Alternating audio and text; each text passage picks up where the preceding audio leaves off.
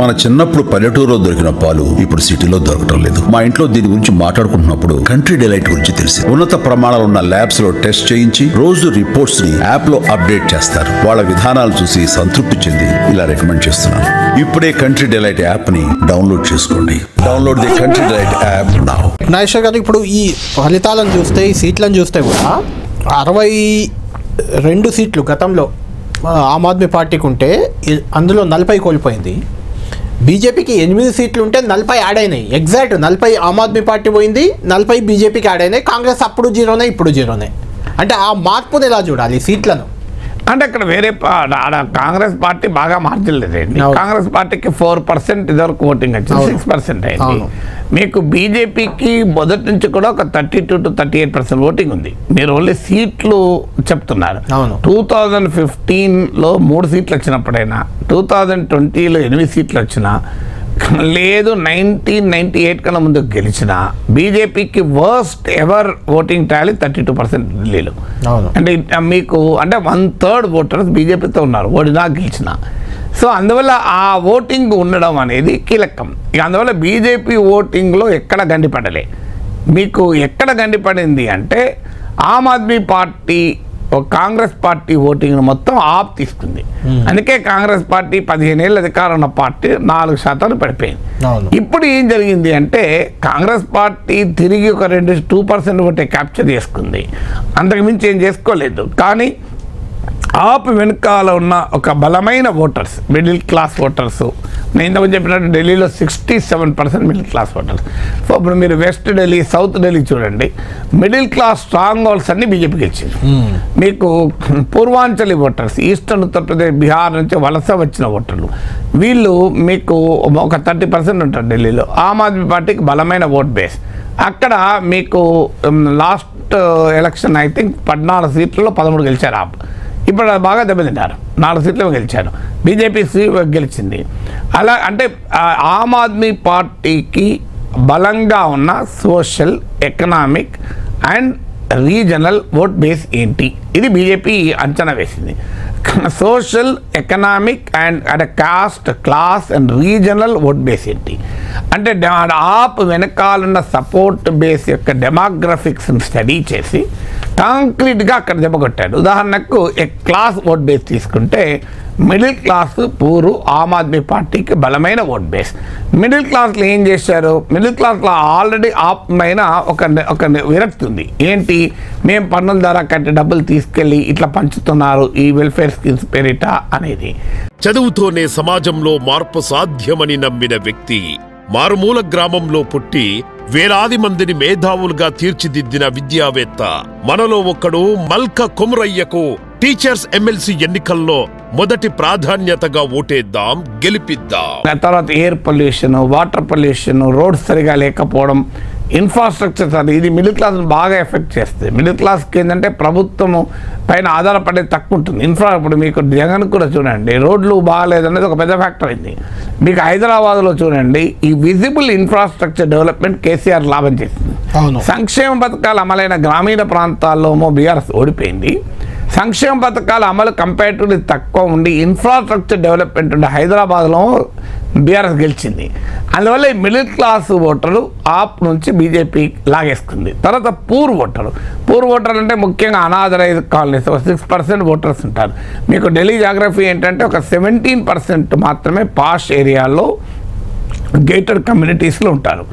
53% less developed కాలనీస్లో పక్కా హౌజెస్లో ఉంటారు. ఇంకో 17% మీకు స్లమ్స్లో ఉంటారు. 6% అనాథరైజ్ కాలనీస్లో ఉంటారు. ఒక 3 to 4% రూరల్ ఏరియాస్లో ఉంటారు.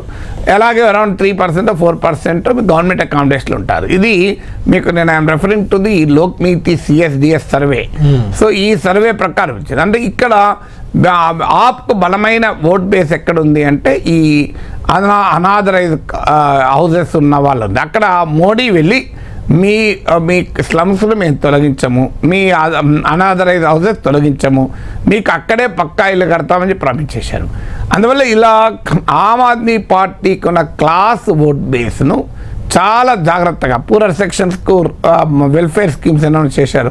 అంతకుముందు రేవడీలను తిట్టిన బీజేపీయే కేజ్రీవాల్ ఏం చేస్తారో అంతకన్నా ఎక్కువ చేస్తా అన్నారు. ఇప్పుడు జగన్ ఏం చేశాడో అంతకన్నా ఎక్కువ చేస్తాను చంద్రబాబు నాయుడు అంటే ఆంధ్రప్రదేశ్ ప్రజలు నమ్మినట్లు, కేజ్రీవాల్ చేసిన దానికన్నా ఎక్కువ ఇస్తారంటే మోడీని నమ్మారు. బీజేపీ కూడా అంతే కదా, ఇక్కడ కూడా తెలంగాణలో కూడా అంతే. కేసీఆర్ ఇచ్చిన దానికన్నా 6 గ్యారెంటీలు ఇస్తారని నమ్మారు. ఎందుకు ఈ మార్పు ఎందుకు వచ్చిందో? ఒకప్పుడు ఒక పార్టీ ఇస్తారని నమ్మేవాళ్ళు, ఇంకో పార్టీ ఇస్తారని నమ్మేవాళ్ళు కాదు. ఇప్పుడు మీకు రాజశేఖర రెడ్డి ఇస్తానంటే 2004లో నమ్మారు.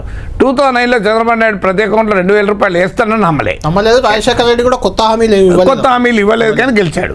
అంటే ఎందుకు అంటే ఒకప్పుడు లాగా లేదు. ప్రజల మూడు ఎట్లుందంటే ఇప్పుడు ఒకప్పుడు గ్రాటిట్యూడ్ ఉండే, ఇప్పుడు ఎంటైటిల్మెంట్ అయ్యారు.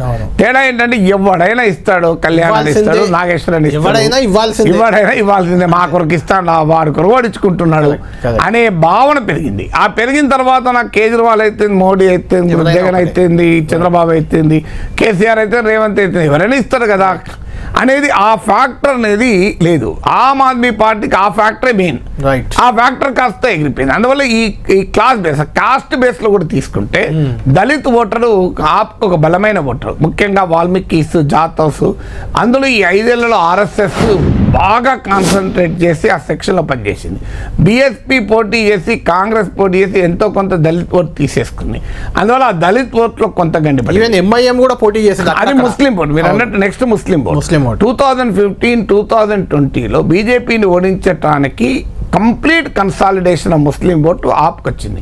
కానీ ఆప్ తీసుకున్న సంస్కృత అపరాధం ఏంటి? ఢిల్లీ ర్యాట్స్ అప్పుడు ఆప్ సైలెంట్, మీకు సిటిజన్షిప్ అమెండ్మెంట్ యాక్ట్ ప్రొటెస్ట్లో ఆప్ సైలెంట్. అసలు ఆప్ ఈ సాఫ్ట్ హిందుత్వం, మేము బీజేపీ లాంటి పార్టీయే, మేము ఆ బీజేపీ రాముడు అంటే మేము హనుమాన్ అంటాం, బీజేపీ అయోధ్యలో రామ మందిరం కట్టామంటే మేము రామ మందిర దర్శనానికి తీసుకెళ్తాం, వాళ్ళు జై శ్రీరామ్ అంటే మేము హనుమాన్ చాలీసా చదువుతాం. ఈ పాలిటిక్స్ ఎప్పుడైతే చేశారో ఆఖరికి మైనారిటీల విషయంలో కనీసం రైట్స్ గురించి, వైలేషన్ ఆఫ్ రైట్స్ గురించి కూడా మాట్లాడటానికి రెడీ కాదు. ఇది ముస్లిం ఓటర్లలో విశ్వాసాన్ని కోల్పోలేదు. ఇక్కడ ఒక చిన్న ఎగ్జాంపుల్, ముస్తఫాబాద్ నియోజకవర్గంలో చూస్తే 17,000 ఓట్ల ఆధిక్యంలో బీజేపీ గెలిచింది. అక్కడ ఎంఐఎం అభ్యర్థి తాహిర్ హుసేన్కు 30,000 ఓట్లు వచ్చాయి. అక్కడ కాంగ్రెస్ పార్టీ కూడా మైనార్టీ అభ్యర్థిని పెట్టింది, ఆయనకు 10,000 ఓట్లు వచ్చాయి. మీకు కరెక్ట్. మీకు అలాగే ఓక్లా సీట్ చూడండి, ఓక్లాలో కూడా అదే పరిస్థితి. ఓక్లా చరిత్రలో ముస్లింలు తప్ప ఇంకెవరు గెలవలే. అవును, అక్కడ వచ్చింది. అక్కడ నేను లేటెస్ట్ చూడలేదు, ఓక్లా వెరిఫై చేయండి ఈలోగా. మీకు అక్కడ ఏంటి, ఆడ కూడా ఎంఐఎం కాంగ్రెస్. ఎంఐఎం మీకు ముస్తఫాబాద్లో ఓక్లాలో ఎవరిని పెట్టిందంటే ఢిల్లీ అల్లర్లో ముద్దాయిలను తీసుకుపోయి పెట్టింది. అన్లాఫుల్ యాక్టివిటీ ప్రివెన్షన్ యాక్ట్ UAPAలో వారు ముద్దాయిలు, అలాంటి వాళ్ళని తీసుకెళ్ళి పెట్టింది. అందువల్ల ముస్లిం ఓటు ఒకవైపేమో కేజ్రీవాల్ అనుసరించిన పాలిటిక్స్ ఆఫ్ అపార్చునిజం, అంటే ముస్లింలు మాకు బై డిఫాల్ట్ ఓట్లేస్తారు, బీజేపీని ఓడించగలిగే పార్టీ మేమే కదా, అందువల్ల మేము పట్టించుకున్నా పట్టించుకోకపోయినా మేము సాఫ్ట్ హిందుత్వ, కాంపిటేటివ్ హిందుత్వ పాలిటిక్స్ చేసినా మాకు ఎలాగూ ఓట్లేస్తారు. ఆమ్ ఆద్మీ పార్టీ మైనార్టీ అభ్యర్థి గెలిచారు అక్కడ. అంటే అమానుల్లా తరఖాన్ లాస్ట్ వరకు కూడా ఈ వాజ్ చాలా, అంటే అమానతుల్లా ఖాన్ చాలా ఫేమస్ అభ్యర్థి. అవును, కానీ అక్కడ కూడా చాలా లాస్ట్ మినిట్ వరకు స్ట్రగుల్ గెలవటానికి. సో అందువల్ల మీకు అది హై ప్రొఫైల్ సీట్. అంటే 26,000 ఓట్లు లీడ్ వచ్చింది ఫైనల్కి. ఫైనల్గా వచ్చింది, కానీ అక్కడ ఇనీషియల్ కౌంటింగ్లో మీరు కొంచెం టఫ్ ఫైట్ నడిచింది, చాలా టఫ్ ఫైట్. అంటే ఎందుకు అక్కడ ఎంఐఎం క్యాండిడేట్ ఉన్నాడు, కాంగ్రెస్ క్యాండిడేట్. అవును, అందువల్ల ఇది సీట్ టు సీట్. అంటే ముస్లిం ఓటు డెఫినెట్గా ఒకటి సాఫ్ట్ హిందుత్వ, కాంపిటేటివ్ హిందుత్వ వల్ల దెబ్బతిన్నారు ఒకటి. 2 కాంగ్రెస్ ఎంఐఎంల ప్రెజెన్స్ వల్ల దెబ్బతిన్నారు. అందువల్ల ఇప్పుడు మీరు గమనించండి, నేను క్లాస్ బేస్ ఉన్న ఓటర్ చెప్పాను, కాస్ట్ బేస్ ఉన్న ఓటర్ చెప్పాను. అలాగే రీజనల్ ఓటు, పూర్వాంచలి ఓటు ఆప్కు చాలా బలమైన ఓటు, ఎందుకంటే వాళ్ళు 30% ఉంటారు. వాళ్ళు అంటే ఈస్టర్న్ ఉత్తరప్రదేశ్, బీహార్ నుంచి వచ్చిన వాళ్ళు. యమునా నది పొల్యూషన్ వాళ్ళకు పెద్ద ఎఫెక్ట్. సో అందువల్ల ఈ పూర్వాంచలి ఓటర్లలో కూడా బీజేపీ బలంగా పెనిట్రేట్ అయింది. వాళ్ళ ఒకప్పుడు ఆప్ స్ట్రాంగ్ హోల్డ్. ఇలా ఆమ్ ఆద్మీ పార్టీకి ఉన్న social, class, caste, regional vote బేస్ను బీజేపీ సక్సెస్ఫుల్గా పెనిట్రేట్ చేయగలిగింది. తర్వాత ఆప్కున్న ఇమేజ్ డెంట్ కొట్టింది. ఆప్ ఉంటే క్లీన్ పాలిటిక్స్ అని, ఆప్ అంటే గుడ్ గవర్నెన్స్ అని. దీనికి తోడు ఆప్కి ఏంటంటే ఒక ఐడియాలజీ లేదు. ఆప్ అన్న డెలివరీ పబ్లిక్ సర్వీసెస్ పైనే నిర్మితమైన పార్టీ. ఇప్పుడు మీరు మంచో చెడో ఒక ఐడియాలజీ. బీఆర్ఎస్ అంటే తెలంగాణ వాదము, సంథింగ్ షుడ్ బి దేర్. దీనికి ఏది లేదు ప్రాబ్లం అంటే. భారతదేశంలో కమ్యూనిస్టులు బీజేపీకి మినహా మిగతా వాళ్ళకి పెద్దగా ఐడియాలజీ లేకపోవచ్చు, కానీ ఏదో ఒక పొలిటికల్ ఐడెంటిటీ ఉండాలి. వీళ్ళకి వచ్చే వరకు పొలిటికల్ ఐడెంటిటీ కూడా లేదు. ఎందుకు లేదు అంటే డెలివరీ ఆఫ్ పబ్లిక్ సర్వీసెస్ ఏమైంది. మీరు ఉదాహరణకు 2020లో మేము ఎయిర్ పొల్యూషన్ 60% తగ్గిస్తామని ప్రామిస్ చేశారు. ఏమీ జరగలేక పెరిగింది. అలాగే యమునా నది క్లీన్ చేస్తానన్నాడు, అది కంప్లీట్గా ఫెయిల్యూర్. ఈవెన్ ఎయిర్ పొల్యూషన్ విషయంలో అయితే ఇప్పుడు యమునా నది విషయంలో అసలు ఇప్పుడు మేనిఫెస్టోలో ప్రొజెక్ట్ చేస్తాను కూడా వెనుకాడారు. తర్వాత రాష్ట్ర హోదా తెప్పిస్తామన్నారు, సాధ్యం కాలేదు. మొహల్లా క్లినిక్స్ రిలేటివ్లీ మొదలు పెట్టినా అది అండర్ స్టాఫ్డ్, అండర్ ఫండెడ్, చాలా చోట్ల మెడిసిన్స్ లేవని ఇలాంటి విమర్శలు జరుపుకున్నాడు.